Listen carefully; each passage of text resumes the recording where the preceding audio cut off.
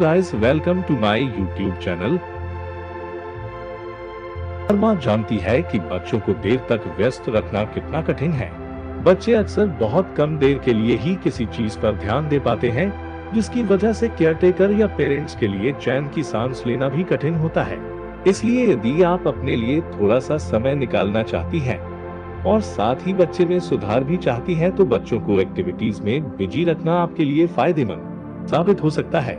बच्चों को किसी भी एक्टिविटी को बहुत ध्यान से चुनना चाहिए, क्योंकि उनका मानसिक विकास और उनके ज्ञान का विकास होना इस बात पर निर्भर करता है कि वे अपने डेवलपमेंटल दिनों में क्या करते हैं। ऐसी एक्टिविटीज करने से बच्चे का दिमाग अच्छी तरह से काम करता है, साथ ही उसके मानसिक विकास पर भी प्रभाव पड़ता है। इसलिए ये जरूरी है कि पेरेंट्स बच्चों के करने के लिए एक्टिविटीज बहुत ध्यान से चुनें।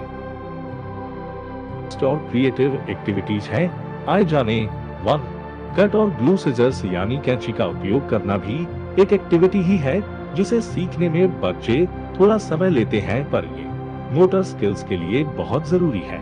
ये बच्चों के लिए क्रिएटिव क्राफ्ट एक्टिविटीज में से एक है, जो उनकी क्रिएटिविटी बढ़ाने में और एक मेमोरेबल आर्ट बनाने में मदद करती है।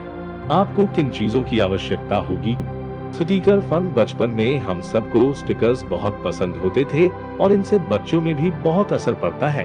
स्टिकर्स से बच्चों में मोटर्स स्किल डेवलप होते हैं, क्योंकि इसमें बच्चा स्टिकर को बिना खराब किए इसके व्हाइट पेपर को पील ऑफ करने पर ध्यान केंद्रित करता है और ये बच्चे के धैर्य को भी बढ़ाता है। आपको किन चीजों की आवश्यकता होगी? स्टिकर्स, ड्राइंग पेपर, किताब। कैसे करें? आप बच्चे को स्टिकर दें और उससे कहें कि वह एक स्टिकर के व्हाइट पेपर को निकाले और उसे अपनी किताब ड्राइंग पेपर में अपनी मर्जी से कहीं भी चिपकाए। इससे बच्चे की क्रिएटिविटी बढ़ने में मदद मिलती है और इसके परिणाम स्वरूप बच्चा आगे भी आर्ट करता है। Salt painting. ऐसा देखा गया है कि सॉल्ट पेंटिंग करते समय बच्चे सबसे ज्यादा एंजॉय करते हैं और यह एक ऐसी एक्टिविटी है जिसमें बच्चे की क्रिएटिविटी बढ़ने में मदद मिलती है। बच्चा आर्ट करने में चाहे बिल्कुल भी इंटरेस्टेड न हो, पर सॉल्ट पेंटिंग से बच्चे में आर्ट करने की क्षमता में निखार आ सकता है।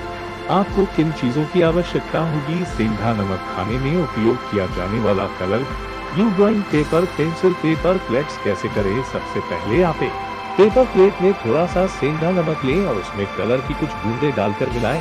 आप इसे बच्चे के पसंदीदा कलर का उपयोग करने के लिए दोबारा करें। बच्चे से कहें कि वह ड्राइंग पेपर पर अपनी पसंदीदा शेप और पैटर्न बनाए।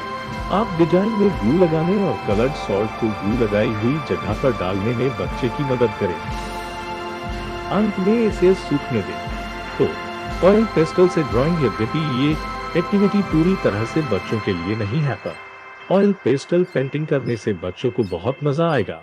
आप बच्चे को कैनवास पर विभिन्न रंगों का उपयोग करने के लिए प्रेरित करें। आपको किन चीजों की आवश्यकता होगी? Oil pastels, drawing paper, baby oil, cotton buds. कैसे करें? बच्चे से कहें कि वह ड्राइंग पेपर पर ऑयल पेस्टल से अपनी फेवरेट चीज बनाए।